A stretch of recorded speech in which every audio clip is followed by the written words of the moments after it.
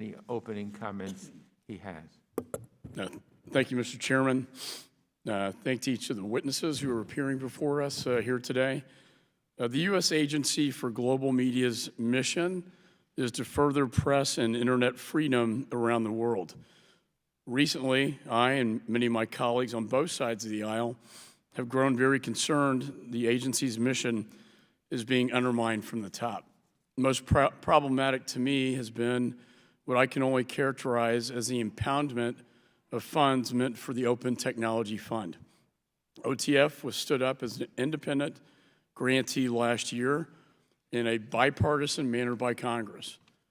Yet despite a track record of success in providing internet access and other vital support to those in China, Iran, Russia, and other authoritarian states, CEO PAC has ignored the will of Congress and withheld millions of dollars in funding from OTF.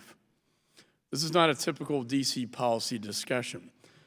I believe his actions damaged support during the height of unrest in Hong Kong, and they are continuing to do so today in Belarus.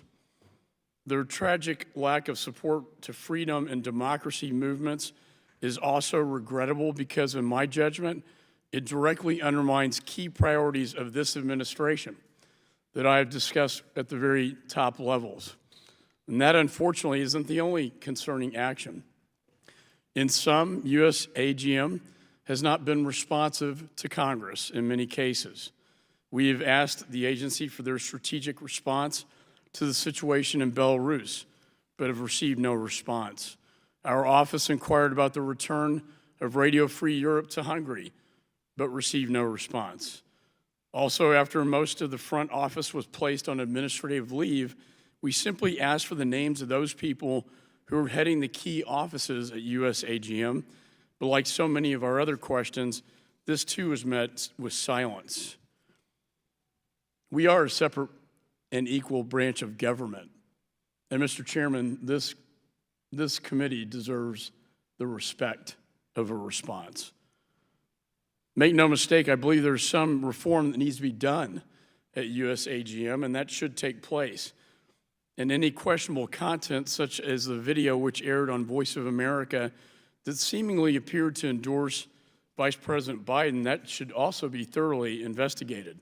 There is no place for this type of politics inside the USAGM. But I don't think we should throw out the baby out with the bathwater here. And I ask today once again for CEO PAC to release the funding approved by Congress under Article 1 of the Constitution and release the funding that was approved by Congress for OTF and to meaningfully engage with Congress to provide answers to the basic questions we must ask as part of our oversight duties.